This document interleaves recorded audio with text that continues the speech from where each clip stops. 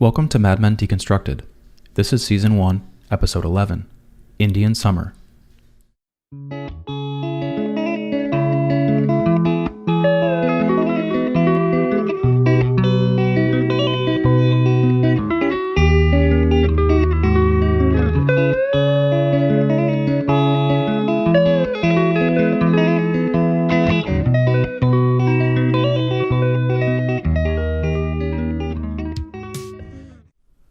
When we left our story, Roger Sterling's heart attack had created an existential crisis for Don and many of our characters. At the end of Long Weekend, we speculated that Don was best positioned to fill Roger's leadership role at the agency. Don's rising status at Sterling Cooper has been shown throughout Season 1. He's grown confident since the pilot episode, first challenging Roger during their conversation in Ladies' Room, then later in Red in the Face. We've seen Mad Men allude to Don's talent, through the award he wins in 5G, the bonus he's given in the Hobo Code, and McCann's attempts to hire him in Shoot. Peggy has risen seemingly alongside Don. She began our show as his new secretary, the newest girl at the office, but through her own diligence, she's carved out work for herself as a copywriter.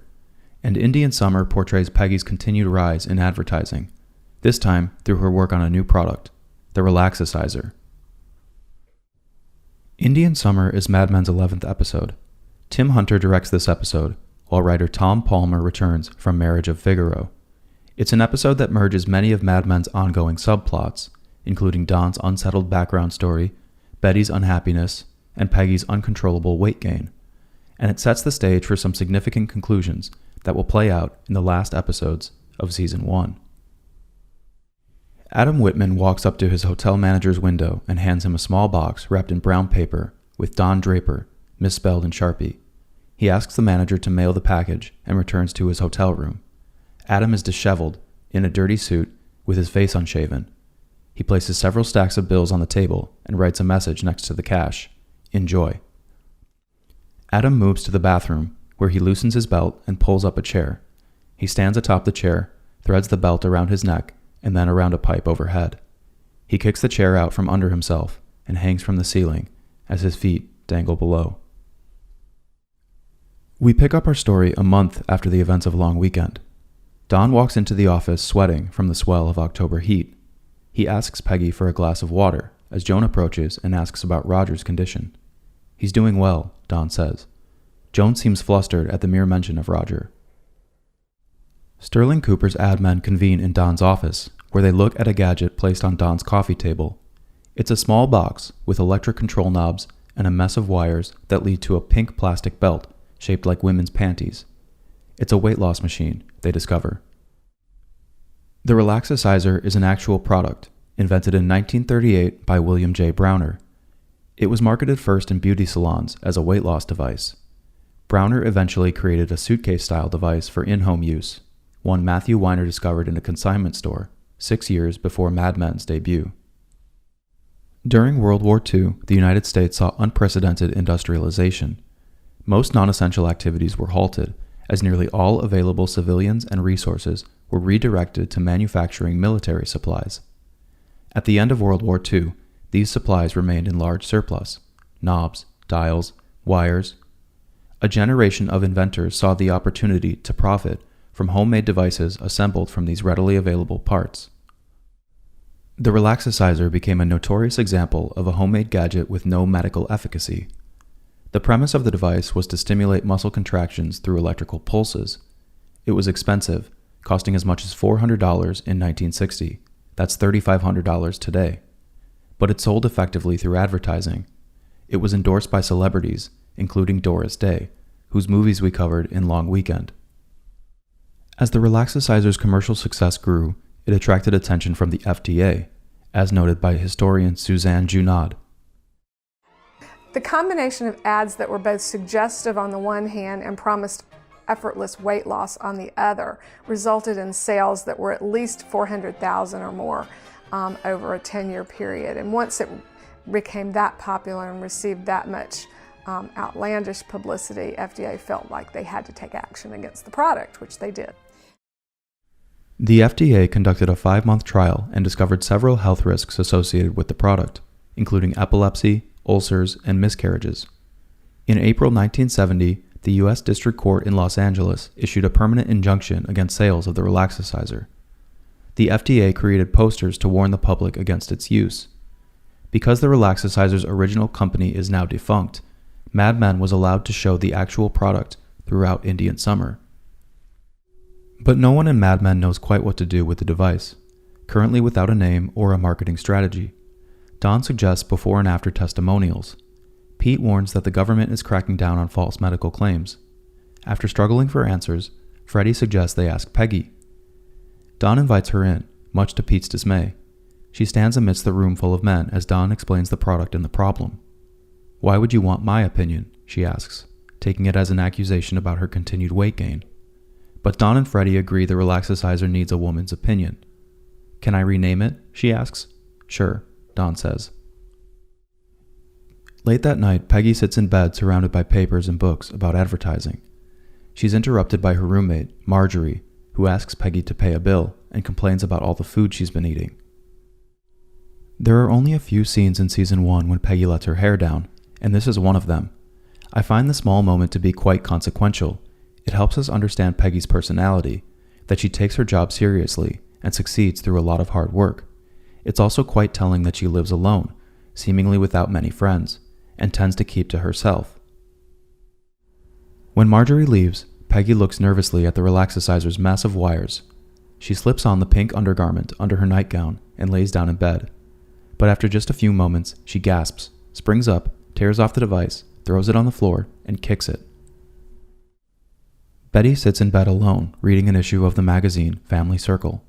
She's startled by a noise she hears through the open window, but Don's not there to help, and she turns out the light and falls asleep by herself. Remember that Betty has made several allusions to her fear of being alone, most notably in Babylon, when she tells Don she'd rather disappear than grow old and become undesirable. Later in Babylon, Betty asks Don to buy an air conditioner for the bedroom. Several months have passed since then, and Indian summer reveals that Don hasn't purchased the air conditioner, and that he's spending less time at home than ever. The shot of Betty alone in the darkness fades into one of Don and Rachel. Rachel's apartment has few scenes in the show, but it always strikes me with its warm tones and luxurious decor. Contrast this with Midge's apartment, or the Draper's home. It feels like a place put together by a single, career woman, like Rachel, but the lighting makes it almost more romantic. Rachel lays in bed with Don. She admits that she dreams of them being together. "I don't understand where this is going," she says. Don tries to calm her fears, saying he hasn't figured out what to do about his marriage, but Rachel's words seem inevitable when she says, "I'm worried that this is a fantasy." Rachel speculates about this the next day over lunch with her sister. We're back at the Prince, the same restaurant shown multiple times in episode 2. I think the point of this scene is to show how much Rachel thinks about Don and how inexperienced she is with romantic relationships in general. The conversation is full of nervous naivete, mixed with excitement. Rachel admits to her sister that Don is married. Barbara seems alarmed by this and warns her to stay away. She makes a roundabout reference to the 1951 movie A Place in the Sun, suggesting Don might murder Rachel or his wife. They open a fortune cookie that reads simply, "You are your own worst enemy." Rachel's warned about Don by several characters throughout season 1. You'll recall that her father Abe warned her about Don in our last episode, saying, "I hope you know what you're doing." And I think it adds a sense of hopelessness to Rachel's character, that we can all see what's coming, while she's blinded by this naive infatuation she has for Don. Meanwhile, at Sterling Cooper, Peggy walks into Don's office to tell him about what she's now calling the Rejuvenator. Don reaches into his desk for a shirt, recalling a scene from Smoke Gets in Your Eyes. It's a loaded scene, a mix of awkward and comical, as Peggy tries to tell Don what the device does without explicitly saying it. She eventually gets Don to understand, saying, "It vibrates, and that coincides with how you wear it." What's always interested me about Don is how genuinely he treats Peggy. He's obviously a notorious womanizer, but he doesn't show the same crude misogyny of our other characters. He doesn't make sexual jokes and rarely participates in the office's frat boy behavior. We saw hints of this in Long Weekend, when Don seems really uncomfortable around Eleanor Ames. And this scene with Peggy again portrays Don as empathetic. He understands the awkwardness of this conversation for Peggy. For me, this is critical to how Don and Peggy's relationship develops. From Mad Men's pilot episode, Peggy strives to be taken seriously for her work. Don is one of the first men to afford her this treatment, recognizing her talent and treating her as an equal. Peggy seems to grow comfortable around Don as a result, and I think it helps drive her career as a copywriter. I've reflected a bit about why Don isn't as openly crude at the office, asking questions like, are his affairs less about sex than about expressing some part of himself? Is his restraint due to his own lack of comfort with sex? Does he perhaps have some underlying moral views about how he treats women? I've concluded that Don's attitude arises more from his guardedness than from any strict sense of morality. He strives to keep his affairs, much like his identity, private. He's compartmentalized the more intimate part of himself, a part he rarely brings to work. And at the office, Don's interactions with women are most often motivated by his ideas about duty and professionalism. Don gives Peggy some advice. Think about it deeply, then forget it, and an idea will jump into your face, he says.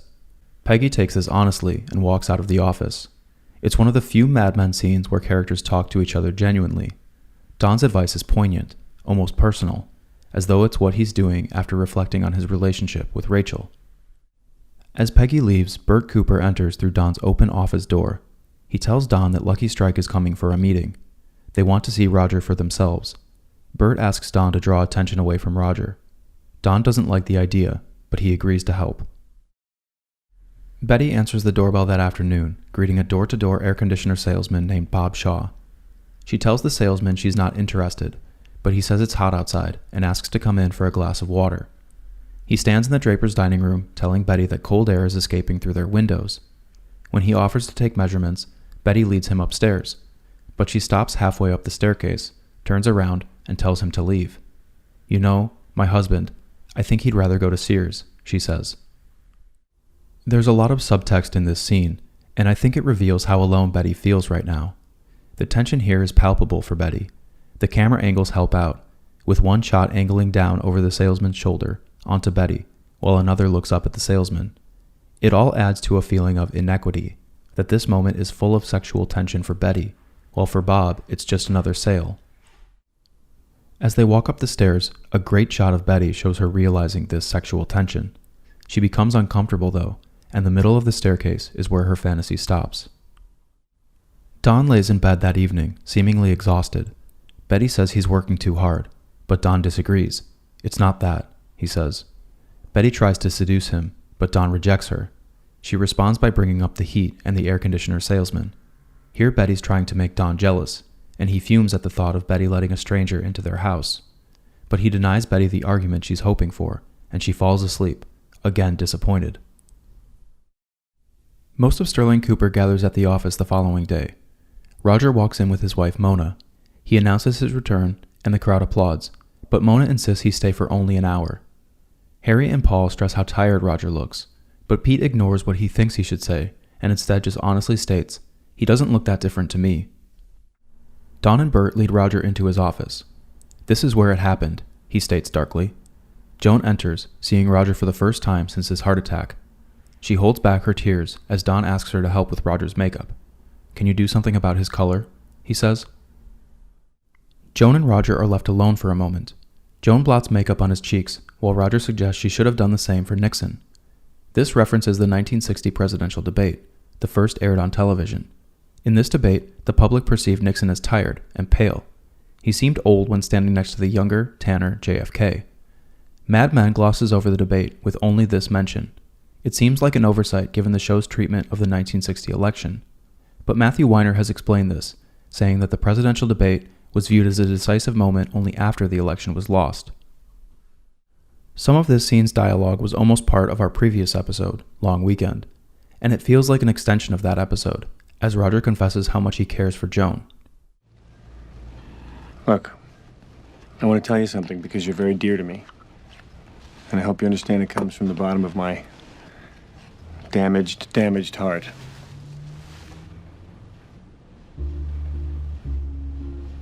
You are the finest piece of ass I ever had. And I don't care who knows it. I am so glad I got to roam those hillsides. Joan breaks down as Roger continues. I've had a lot of time to think about the things I've done and been sorry about. And being with you is not one of them. Roger's line about roaming those hillsides is one of the few bits of Mad Men dialogue censored by AMC. It was initially more explicit, with Roger saying, "I'm so glad I got to be inside you." I think what the show ended with, and the rest of the scene, really fits for Roger. It's equally honest, heartfelt, and hilarious. Actor John Cullum returns to Mad Men as Lee Garner Sr., the president of Lucky Strike. He marvels in a thick southern accent about the New York-style deli spread as Don and Roger enter the conference room. They discuss Lucky Strike's burgeoning sales and the government's continued efforts to pass anti-smoking legislation. I think this is an excellent time to provide some background about advertising's tortured relationship with the U.S. government. By the early 20th century, two forces had risen in American society: patent medicines and muckraker journalism. Many companies were selling commercial products known as patent medicines, promising medical benefits without any scientific proof. At the same time, journalists found an audience eager to read stories of corporate corruption. Beginning in 1905, Samuel Hopkins Adams published a series of 11 articles exposing false claims made about these patent medicines. The series was titled The Great American Fraud and led to the Pure Food and Drug Act of 1906, which required product labeling with active ingredients, among other consumer protections. Government restrictions continued with the 1914 Federal Trade Commission Act. This transformed the U.S. Bureau of Corporations into the FTC and granted the agency authority to prevent unfair business practices. The FTC's first action came in 1916, when it ordered a company to stop using the term silk, spelled with a C, except in references to authentic silk, spelled with an S.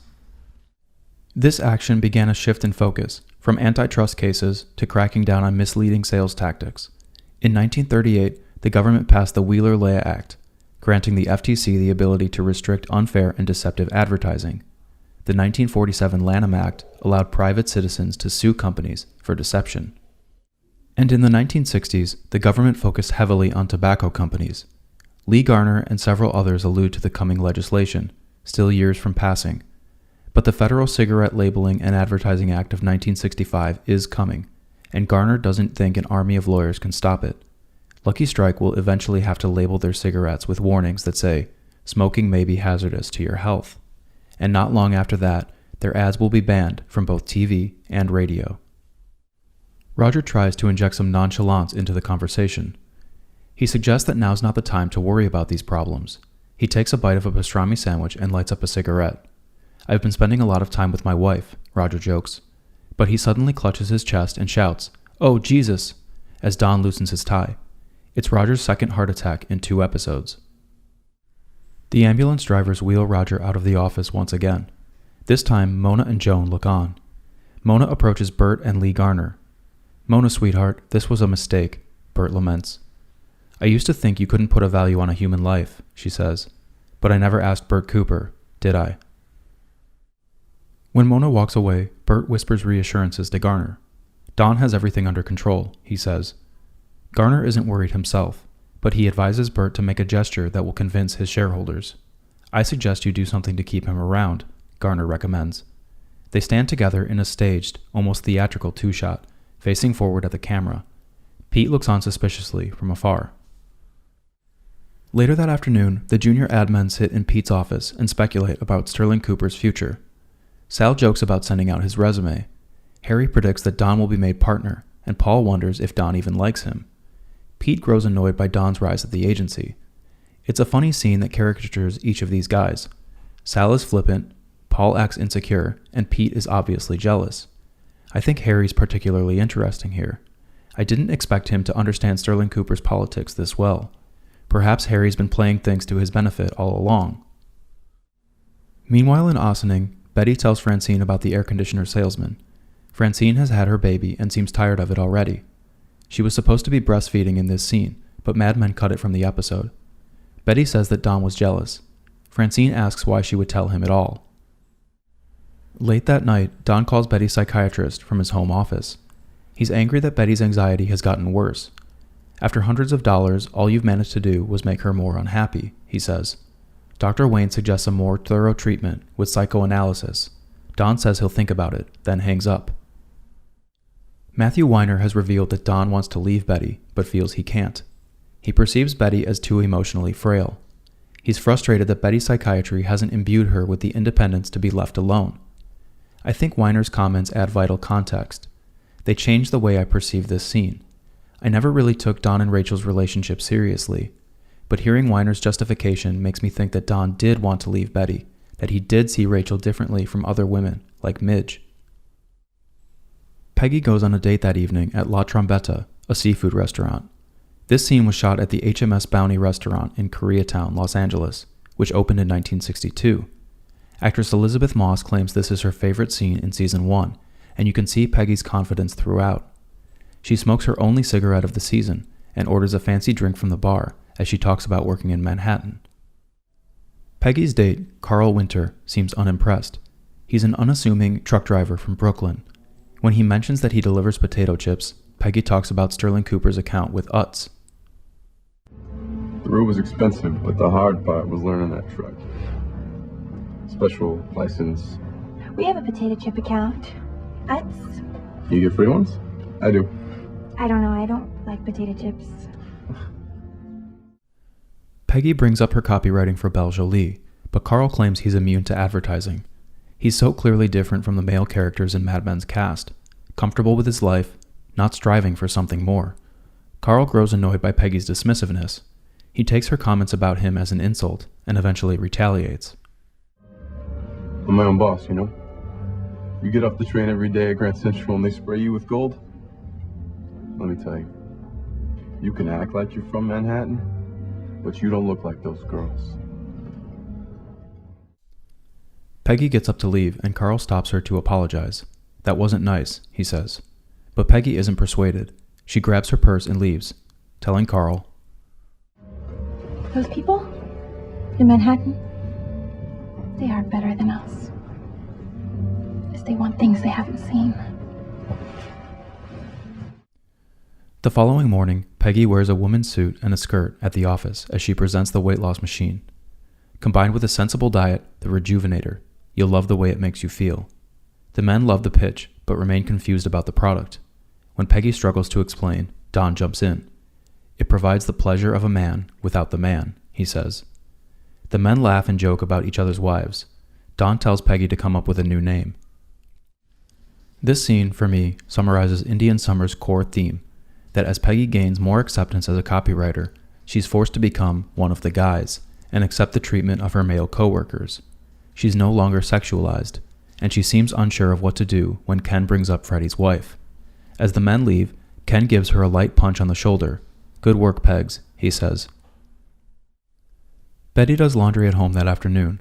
Her washing machine clatters against the floor, and she presses herself into it, closing her eyes and fantasizing about having sex with the air conditioning salesman. The fantasy unfolds in a montage, accompanied by Astrud Gilberto's bossa nova standard, Agua de Beber. Back at Sterling Cooper, Peggy knocks on Don's door. She says the secretary pool is too distracting and asks for her own office. Don challenges her to ask for more. You've presented like a man, now act like one. Peggy asks for a raise, and Don laughs at how little she's paid. But Peggy is interrupted by Bert Cooper. He asks to speak with Don in private. They walk into Roger's office, where Cooper offers to make Don a partner at the agency. Don is satisfied and accepts the offer, with one condition. He still doesn't want a contract. No contract. Of course you'd say that. Beware the nonconformist. We should point out that most employees in Don's situation would be thrilled to have a contract, but we've seen Don's dislike for attachment throughout Season 1, and we learned where this comes from in Episode 8, the Hobo Code. Don doesn't want to feel tied down by his responsibility to Sterling Cooper. He instead wants the freedom to run away, whenever, wherever. Cooper tells Don to run the agency. The first step is hiring a new head of account services, and Pete's figured this out as he walks into Roger's office, the first to congratulate Don. Pete's so transparently sycophantic in this scene, it makes me laugh. He suggests that he and Don work well together, but for Don, this moment is more personal, and he contemptuously rejects Pete's offer. It makes me wonder what might have happened if Don had hired Pete at that moment. Perhaps Pete's ego would have gotten out of control. I think their adversarial relationship would have continued, with each striving for more power within the agency. And Don would have perhaps grown frustrated, taking the next opportunity to leave for a more prominent agency like McCann. But Pete won't become the next head of accounts at Sterling Cooper, and the guy who does will become another of Don's adversaries. Don leaves the office early that day. As he walks past Peggy, he grants her promotion and gives her a raise. He promises to talk to Joan about getting Peggy in office. But Peggy wants to break the news herself, and Don allows her. "Go out and celebrate with your friends," he says. It's ironic because Peggy is seemingly friendless at this moment. She doesn't spend time with her roommate. Her date is a mess. Throughout this episode, she has 0 scenes with other women at the office. Peggy's career is taking off, but while she's setting herself apart through her diligence and talent, she's perhaps alienating people in the process, and she's not going to find advertising welcoming to her femininity. Pete stumbles out of his office at the end of the day, placing a glass on Hildy's chair. He struts into Don's empty office and sits in Don's chair. A boy from the mailroom delivers a package to Don's desk, and we get a Hitchcock-esque zoom on the brown box, the misspelled Donald Draper written above the building address. Pete looks at the package and shakes it, placing it back on the desk, but before he leaves, he grabs it and takes it with him. Finally satisfied by her afternoon with the washing machine, Betty apologizes to Don that evening. He tells her that he's been made a partner at the agency, and she grows excited. She takes his hand and kisses him, but Don seems distant, still upset that he can't leave her. Peggy celebrates with a glass of wine in her bedroom. She studies herself in the mirror and realizes how fat she's become. A few moments later, she grabs the relaxicizer and slides it under her nightgown. Julie London's bossa nova song "Fly Me to the Moon" begins to play as Peggy lays in bed, and the episode cuts to credits. After an episode like Long Weekend with such varied and powerful emotional tones, Indian Summer feels much more straightforward. It's a rare Mad Men episode where I find the story more prominent than the people. There are, of course, some exceptions to this, Peggy's date, for example, but I place Indian Summer as more of a transition, an episode focused on tying up loose ends and setting up the end of Season 1. We've not seen Adam Whitman since 5G. Don seems content that his money will keep Adam out of his life. But Don's indifference has driven his brother to despair. Indian Summer's events are setting Adam up to have a profound impact on Don. It's as though Don can't outrun a past that's increasingly catching up with him. We have to wonder then about the consequences of Pete finding Adam's package. Mad Men really emphasized the box, first in Adam's scene, then in Don's office. I think Chekhov's gun applies here. If we're not going to find something story-breaking in the box, it shouldn't be there. That Adam misspells Don's name is something I find clever. Don's name doesn't really mean anything at this point. It's as though any name could be on that box. There will obviously be consequences of Don's promotion to partner. Work will become even more prominent in his life. His relationships with Sterling Cooper's junior employees will change. But perhaps less obviously, his friendship with Roger will change, as they now occupy the same level of authority. Remember Roger's power plays throughout Season 1? The "tolerate me because I'm your commanding officer" attitude that Roger shows in episodes like Red in the Face and Long Weekend is no longer going to work. While Indian Summer seems like an episode heavier on promises than on payoffs, I think the focused thematic concept is well executed. It's about success and the personal sacrifices we make on that rise up the corporate ladder. This is embodied most clearly in Roger, Don, and Peggy. Roger's had 2 heart attacks in 2 episodes, both at work. Don's relationships are falling apart, and Peggy's become totally desexualized. This was the last stage of Peggy's fat suits. Through them, we've seen Peggy's transformation. She began as the new girl that every man wanted to sleep with, and by Indian Summer, she's been totally desexualized. Peggy's become one of the guys, as she's developed into a successful writer. Much like Don, she brings work home. Her professional success comes at a cost, one we're reminded of when Don tells her, "Go celebrate with your friends." Peggy has risen alongside Don, a man who's also ascending professionally. But throughout Indian Summer, we're reminded of Don's tumultuous personal life, of his frustrating marriage, his affairs, and his inescapable past.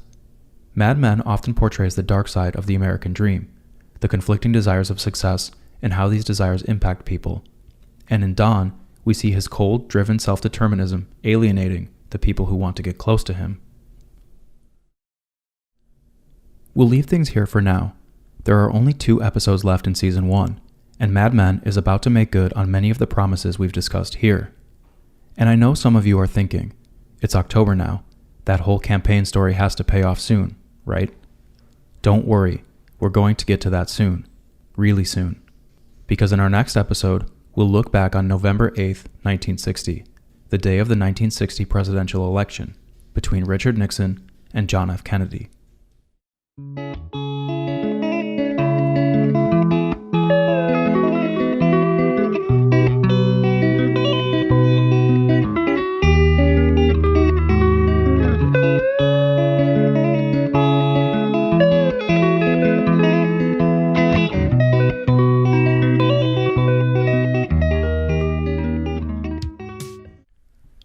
Hey everyone, I wanted to share a few quick announcements to wrap up the show.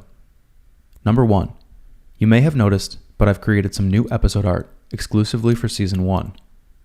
Number 2, I've set up social media accounts that are linked in the episode description. You can now find me on Instagram and YouTube, where I'll release more Mad Men content. And finally, number 3, I really appreciate your feedback and encourage you to like and comment on my episodes, and please subscribe to the podcast so you know when new content arrives. As always, you can reach out to me with any questions or comments. My email address is madmendeconstructedpodcast@gmail.com. Thank you for listening, and see you next episode.